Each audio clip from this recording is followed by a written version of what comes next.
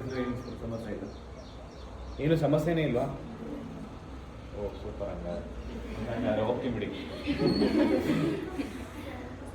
Job ಒಂದೇ ಸಮಸ್ಯೆ ಅಲ್ವಾ? ಜಾಬ್ ಇಲ್ಲ ಅನ್ನೋದು ಅದೇ ಸಮಸ್ಯೆ. ಅದಕ್ಕಿಂತ ಬಿಗ್ಗೆಸ್ಟ್ ಇಶ್ಯೂ ಬೇರೆ ಇನ್ಯಾವುದೂ ಇಲ್ಲ. ಎಲ್ಲದಕ್ಕಿಂತ ಇಂಪಾರ್ಟೆಂಟ್ ಏನು ಹೇಳಿ, ಒಬ್ಬರಿಗೆ ಎಲ್ಲರಿಗೂ ಪ್ರತಿಯೊಬ್ಬರಿಗೂ ಬೇಕಾಗಿರೋದು ಜಾಬು.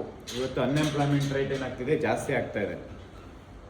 ಪಾಪ್ಯುಲೇಷನ್ ಇನ್ಕ್ರೀಸ್ ಆದಂಗಿಲ್ಲ, ಅನ್ಎಂಪ್ಲಾಯ್ಮೆಂಟ್ ಕೂಡ ಜಾಸ್ತಿ ಆಗ್ತಾ ಇದೆ ಹೊರತು ಇಲ್ಲಿ ಗೌರ್ಮೆಂಟ್, ಅದರಲ್ಲೂ ಈ ಒಂದು ಕಲ್ಯಾಣ ಕರ್ನಾಟಕದಲ್ಲಿರೋಂಥ ಯೂತ್ಸು ಮೇಯ್ನ್ಲಿ ಏನಂದರೆ ಗೌರ್ಮೆಂಟ್ ಜಾಬ್ ಬೇಕು ಅಂತಲೇ ಓದ್ತಾ ಇರೋವಂಥದ್ದು.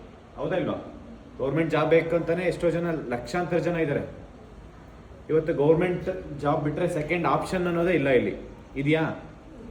ಹೆಣ್ಮಕ್ಳಾದರೆ ಸ್ವಲ್ಪ ಒಂದು ಜಾಸ್ತಿ ಅಂದರೆ ಒಂದು 3-4 ಇಯರ್ಸ್ ಟೈಮ್ ಕೊಡ್ಬೋದು, ಅದಾದಮೇಲೆ ಮದುವೆ ಮಾಡ್ತಾರೆ. ಆದರೆ ಗಂಡು ಮಕ್ಕಳು ಅಂತೂ ಹೊಲದಲ್ಲಿ ಕೆಲಸ ಮಾಡಬೇಕು, ಗಾರೆ ಕೆಲಸ ಮಾಡಬೇಕು. ಇವತ್ತೊಂದು ಸೆಕ್ಯೂರಿಟಿ ಜಾಬ್ ಬೇಕಂತಂದ್ರೆ ರೆಕಮೆಂಡೇಶನ್ ಬೇಕು. ಹೌದಾ?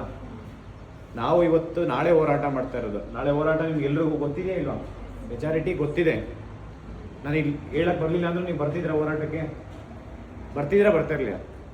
ಬರ್ತಿದ್ರಲ್ಲ?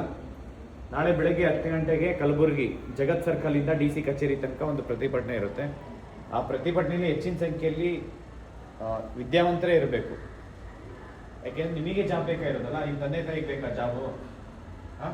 ಇಲ್ಲ ರೈತರಿಗೆ ಬೇಕಾ? ಇಲ್ಲ ಅಂಗನವಾಡಿ ಕಾರ್ಯಕರ್ತರಿಗೆ ಜಾಬ್ ಬೇಕಾ? ಯಾರಿಗೆ ಬೇಕಾಗಿರುತ್ತೆ? ಇಲ್ಲ ಸರ್ರಿಗೆ ಬೇಕಿತ್ತಾ?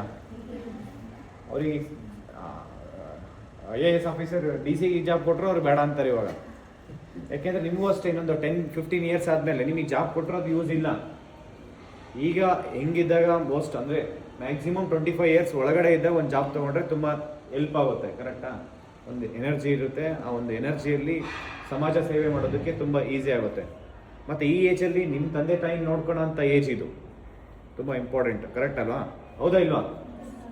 ಈಗ ನೀವು ಒಂದು ಜಾಬ್ ತೊಗೊಳೋದಕ್ಕೆ ಮುಂಚೆ ಸಮಾಜದಲ್ಲಿ ನೋಡೋ ರೀತಿನೇ ಬೇರೆ ಇರುತ್ತೆ, ಒಂದು ಜಾಬ್ ತೊಗೊಂಡ್ಮೇಲೆ ನೋಡೋ ರೀತಿನೇ ಬೇರೆ ಇರುತ್ತೆ. ಹಾಗಾಗಿ ನಿಮಗೋಸ್ಕರ ನೋಟಿಫಿಕೇಶನ್ ಮಾಡಿ ಅಂತಲೇ ಈ ಒಂದು ಹೋರಾಟ ಮಾಡ್ತಾ ಇರೋದು. ಮತ್ತು KPSCಗೆ ಯಾವುದು ನೋಟಿಫಿಕೇಶನ್ ಕೊಡಬಾರ್ದು. ಕೊಡಬೇಕಾ ಕೊಡಬಾರ್ದಲ್ವಾ? ಇವತ್ತೊಂದು ಸಣ್ಣ ಚಿಕ್ಕ ಹುಡುಗನ ಸ್ಕೂಲ್ಗೆ ಹೋಗ್ತಾ ಇದ್ದಾನಲ್ಲ, 1st ಸ್ಟ್ಯಾಂಡರ್ಡ್ ಇಲ್ಲ 5th ಸ್ಟ್ಯಾಂಡರ್ಡ್ ಹುಡುಗನಿಗೆ ಹೋಗಿ ಕೇಳಿದ್ರು ಇವತ್ತು KPSC ನೋಟಿಫಿಕೇಶನ್ ಕೊಡಬೇಕಾ ಅಂದರೆ ಬೇಡ ಅಂತಲೇ ಹೇಳ್ತಾರೆ. ಅಷ್ಟು ಕರಪ್ಷನ್ ಇದೆ. ಪ್ರತಿಯೊಂದು ನೋಟಿಫಿಕೇಶನು ಕರಪ್ಷನ್, ಸ್ಕ್ಯಾಮು. ಅದಕ್ಕೋಸ್ಕರ KPSCಗೆ ಯಾವುದು ನೋಟಿಫಿಕೇಶನ್ ಕೊಡಬಾರ್ದು. 2ನೇದು. 3ನೇದು, ಇಲ್ಲಿ ಕಲ್ಯಾಣ ಕರ್ನಾಟಕದಲ್ಲಿ ಅಂದರೆ ಕಲಬುರಗಿಯಲ್ಲಿ ಒಂದು IT-BT ಕಂಪ್ನಿ ಸೆಟಪ್ ಮಾಡಬೇಕಾ ಬೇಡವಾ? ಮಾಡಬೇಕಲ್ವಾ? ಇವತ್ತು ಸೆಕೆಂಡ್ ಆಪ್ಷನ್ ಅಂತ ಅದು IT-BT ಕಂಪ್ನಿ ಮತ್ತು ಪ್ಲಸ್ ಇಂಡಸ್ಟ್ರೀಸು ಮಾಡಬೇಕಾ ಬೇಡ? ಇಂಡಸ್ಟ್ರಿ ಮಾಡಿದ್ರೆ ಈ ಒಂದು ಗೌರ್ಮೆಂಟ್ ಜಾಬ್ ಇಲ್ಲದೆ ನೆಕ್ಸ್ಟ್ ಅದರಲ್ಲಿ ಆಲ್ಟರ್ನೇಟಿವ್ ಒಂದು ಕೆಲಸ ಅಂತ ಸಿಗುತ್ತೆ. ಕರೆಕ್ಟಾ? ಎಷ್ಟೋ ಜನ ಇವತ್ತು ಇಂಜಿನಿಯರ್ಸ್ ಇದ್ದಾರೆ, ಇಂಜಿನಿಯರ್ಸ್ ಇದ್ದಾರೆ. ಇವತ್ತು ಡಿಗ್ರಿ ಕಂಪ್ಲೀಟ್ ಮಾಡ್ಕೊಂಡಿರೋರು ಎಷ್ಟು ಜನ ಇದ್ದಾರಾ ಇಲ್ವಾ? ಲಕ್ಷಾಂತರ ಜನ. ಇವತ್ತು IT-BT ಕಂಪ್ನೀಸ್ ಇಂಡಸ್ಟ್ರಿ ಸೆಟ್ ಮಾಡಿದ್ರೆ ಎಲ್ಲರಿಗೂ ಜಾಬ್ ಸಿಗುತ್ತೆ. ಇಲ್ಲ ಜಾಬ್ ಮಾಡ್ಕೊಂಡು ಇಲ್ಲಿ ಗೌರ್ಮೆಂಟ್ ಎಕ್ಸಾಮ್ಸ್ ಓದ್ಕೊಬೋದು. ಕರೆಕ್ಟಾ? ಇವತ್ತು ಒಂದು IT-BT ಕಂಪ್ನೀಸ್ ಇಲ್ಲ, ಒಂದು ಡಿಜಿಟಲ್ ಲೈಬ್ರರಿನೂ ಇಲ್ಲ. ಇದೆಯಾ? ಒಂದು ಡಿಜಿಟಲ್ ಲೈಬ್ರರಿ ಬೇಕು ಅಂತ ಹೇಳ್ಬಿಟ್ಟು ನಾವು ಡಿಮ್ಯಾಂಡ್ ಮಾಡ್ತಾ ಇದ್ದೀವಿ. ಇಷ್ಟೆಲ್ಲ ಅಂದರೆ ಪ್ಲಸ್ ಪ್ರಬುದ್ಧ ಅಕಾಡೆಮಿ ನೋಡಿದ್ರ, ಅದರಲ್ಲಿ ಫ್ರೀ ಕೋಚಿಂಗ್ ಕೊಡ್ತಾ ಇದ್ದಾರೆ. ಫ್ರೀ ಕೋಚಿಂಗ್ ಅದು ಸ್ಟೇ ಫಂಡು ಕೊಡ್ತಾ ಇಲ್ಲ. ಅವ್ರಿಗೂ ಒಳ್ಳೇದಾಗಬೇಕಂತೇಳಿ ಅವ್ರಿಗೆ ಸ್ಟೇ ಫಂಡ್ ಕೊಡಬೇಕಂತ ಹೇಳ್ಬಿಟ್ಟು ನಾಳೆ ಡಿಮ್ಯಾಂಡ್ ಮಾಡ್ತಾ ಇದ್ದೀವಿ. ಮತ್ತು ಈ ಒಂದು ಬೇರೆ ಏನಾದರೂ ಇಶ್ಯೂಸ್ ಇದ್ದರೆ ನಿಮಗೆ ಅದನ್ನು ಕೂಡ ಹೇಳಿ. ಮತ್ತು ನೀವು ನೋಡಿರಬೇಕು, ಗುಲ್ಬರ್ಗ ಯೂನಿವರ್ಸಿಟಿ 2nd ಸೆಮ್ ಮತ್ತು 4th ಸೆಮಿಸ್ಟರು B.Ed ರಿಸಲ್ಟ್ಸು ಬಿಟ್ಟಿಲ್ಲ.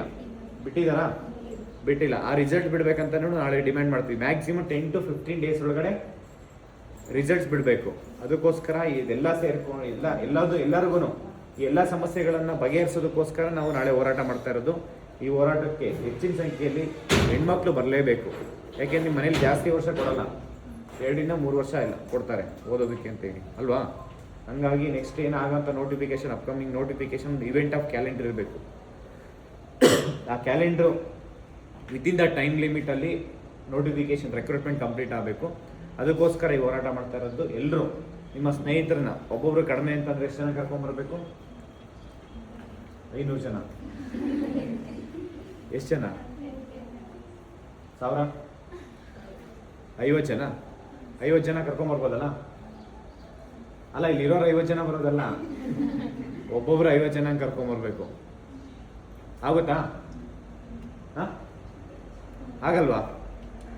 ನಿಮ್ಮ ಫೋನಲ್ಲಿ 1000 ಜನ ಕಾಂಟ್ಯಾಕ್ಟ್ಸ್ ಇರುತ್ತೆ. ನಿಮ್ಗೆ ಯಾರು ಗೊತ್ತಿಲ್ಲ ಅಂದರೆ ಪರಿಚಯ ಮಾಡ್ಕೊಳ್ಳಿ. ಇವತ್ತು ಇಲ್ಲೆಲ್ಲ ಕಲಬುರಗಿಯಲ್ಲಿ ಯಾರ್ಯಾರು ಇದ್ದಾರೆ ಎಲ್ಲ ಪರಿಚಯ ಮಾಡಿಕೊಂಡು ಎಲ್ಲರಿಗೂ ಫೋನ್ ಮಾಡಿ ನಾಳೆ ಹೋರಾಟಕ್ಕೆ ಬನ್ನಿ ಅಂತ ಹೇಳಿ. ತುಂಬ ಇಂಪಾರ್ಟೆಂಟ್ ಇದು ನಿಮಗೋಸ್ಕರ. ಇಲ್ಲಾಂದ್ರೆ ಏಜ್ ಒಂದ್ಸತಿ ಕ್ರಾಸ್ ಆಯ್ತು ಅಂತಂದರೆ ಮತ್ತೆ ಗೌರ್ಮೆಂಟ್ ಏಜ್ ಕೊಡಲ್ಲ. ಈಗ ನಿಮ್ಮ ತಂದೆ ತಾಯಿ ಏನಾದರೂ ಏಜ್ ಯಾರು ಮಾಡ್ತಾರ ನಿಮಗೆ, ಏನೋ ಒಂದು 10 ವರ್ಷ ಜಾಸ್ತಿ ಬದುಕ್ತಿ ಹೋಗಂತ ಆಗುತ್ತಾ? ಒಂದ್ಸತಿ ಹೋಗಿದ್ದ ಏಜ್ ಮತ್ತೆ ವಾಪಸ್ ಬರುತ್ತಾ? ಬರಲ್ಲ. ಅದಕ್ಕೋಸ್ಕರ ಮತ್ತೆ ಡೈಲಿ ಹೋರಾಟ ಮಾಡೋಕ್ಕಾಗುತ್ತಾ? ಆಗುತ್ತೆ ಹೇಳಿ.